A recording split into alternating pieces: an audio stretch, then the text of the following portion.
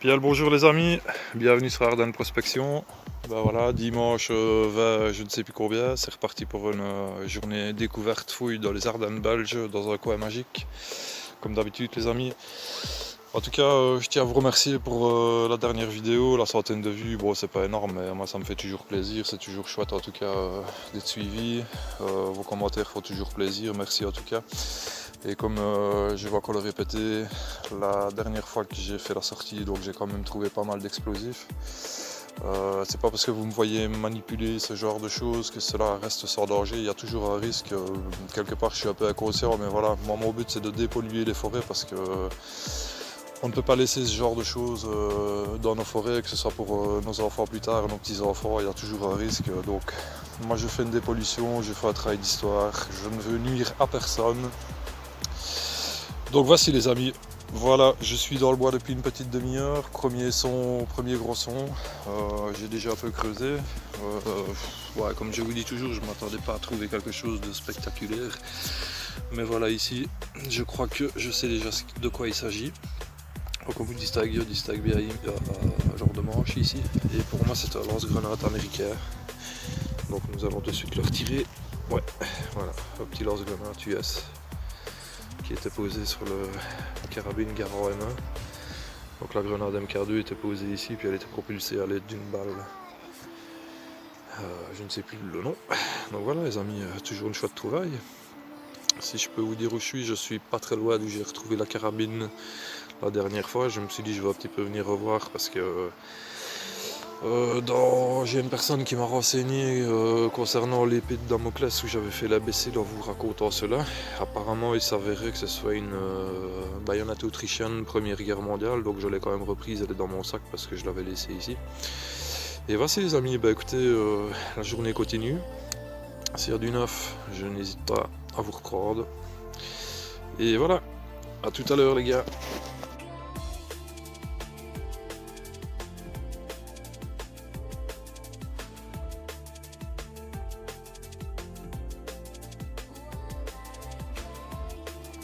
Les amis, suite de ce dimanche 20, je ne sais plus combien où. La balade continue, toujours en forêt ardennaise, belge, coin magique, vous savez bien les amis. Donc voilà, je suis juste dans un trou. Je suis avec mon frère de détecteur. Et j'ai failli ne pas creuser de nouveau dans le trou parce que le son n'était pas très bon. Et bon, mon frère de détecteur m'a encouragé à le faire parce qu'il y a quelques années j'avais eu un mauvais son, j'avais ressorti une cartouchière allemande, le son était vraiment dégueulasse. Et ici je suis un petit peu mort de rire parce que voilà, je viens de sortir un petit piquet allemand, un piquet de tente en fer ce coup-ci, vous voyez. À mon grand étonnement, je m'attendais vraiment à trouver quelque chose de dégueulasse quoi. Et en fait non, c'est un piquet de tente allemand qui n'est pas cette fois-ci en alu. Des fois ils vont encore en fer comme celui-ci, assez bien piqué, très mauvais son. Et voilà, c'est mon premier piquet en fer allemand. Donc voici les amis, je vous reprends dès qu'il y a du neuf.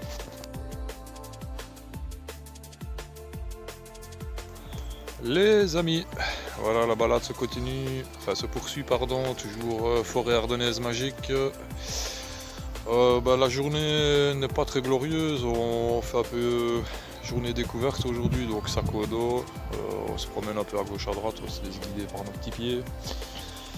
Et depuis le lancement grenade, rien de faramineux, on a eu des grosses traversées sans rien du tout, et puis ici voilà, on vient de tomber sur un petit secteur qui nous a l'air assez prometteur, donc Battle lui il y a de sortir quelques belles choses.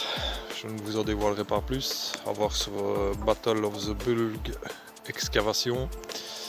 Il va se remettre à vous représenter des vidéos, je l'espère en tout cas, car on en a discuté tout à l'heure. Et superbe chaîne à voir, en tout cas n'hésitez pas, il y a de très belles vidéos à voir.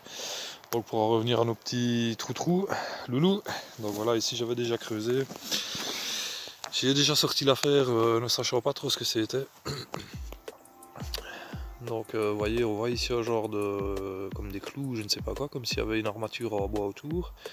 Donc ici où j'ai le pouce, on aurait dit qu'il y avait un genre de petite lame qui ressortait. Et ici on dirait que ça coulissait en fait. Donc J'ai d'abord pensé à un rasoir ou à un canif. Maintenant je ne sais pas le dire comme ça à première vue, mais en tout cas ici on voit vraiment que la chose coulissait. Donc je ne sais pas si c'était un rasoir ou un canif. J'opterais peut-être plus vite pour le rasoir, mais je ne suis pas sûr, donc c'est à vérifier les petits amis. Donc voilà, écoutez, la balade se poursuit. Je vais inspecter le trou d'officier ici. Il y a encore pas mal de trous tout autour de nous. Je vous recrois des cas du neuf. Oui, de nouveau un nouveau son plus ou moins imposant, donc juste à côté de la trou. Je parle pas trop fort parce que vous savez, j'en dévoile pas trop, mais là il y a VTTiste qui vient de passer. Heureusement il nous a pas vu, donc je ne vais pas parler trop fort.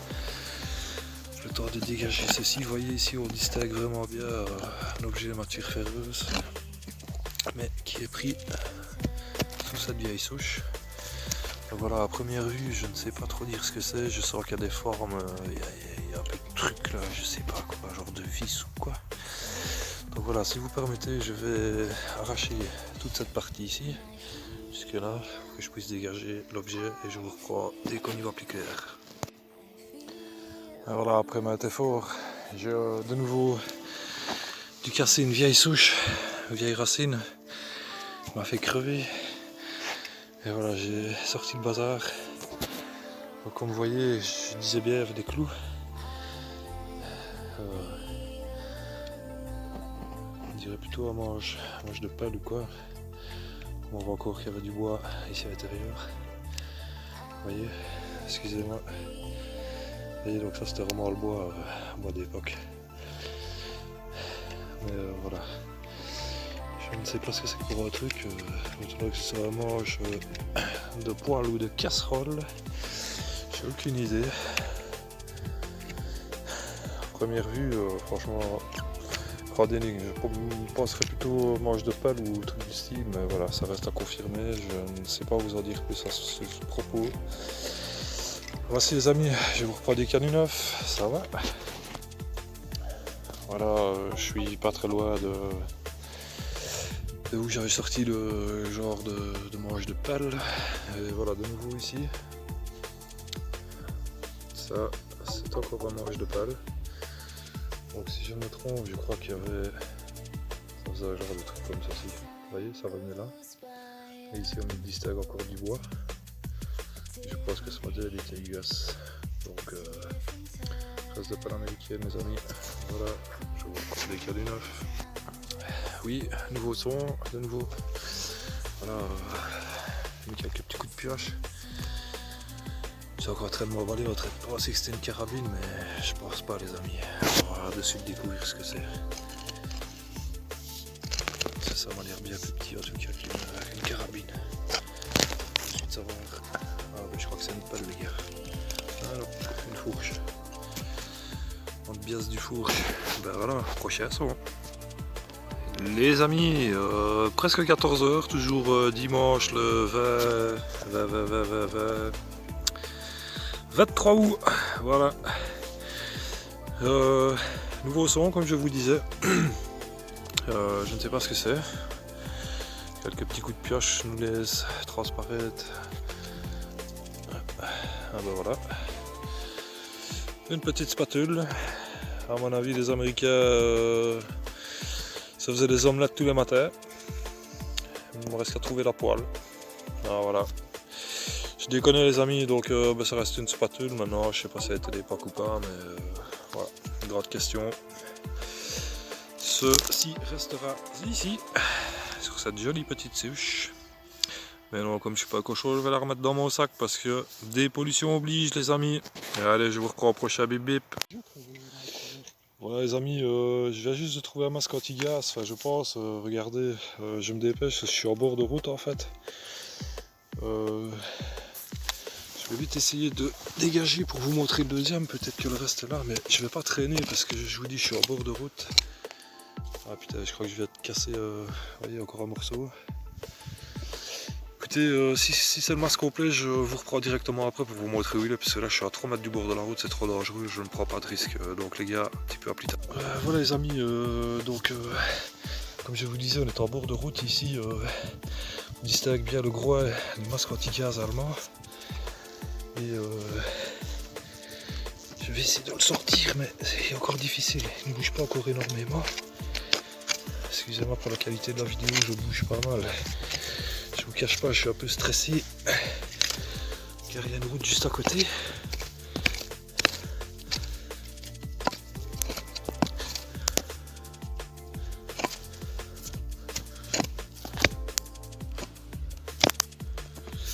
Bon les gars, je vous propose que je vous reprenne directement après, ça va.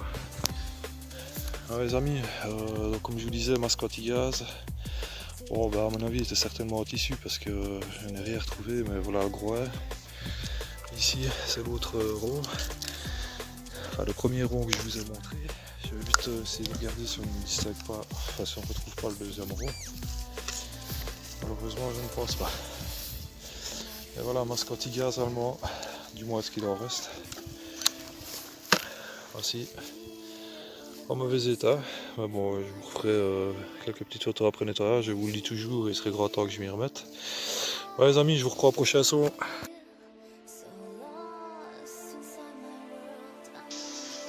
Et voici les amis, ce sera la petite vidéo de la fin. Donc je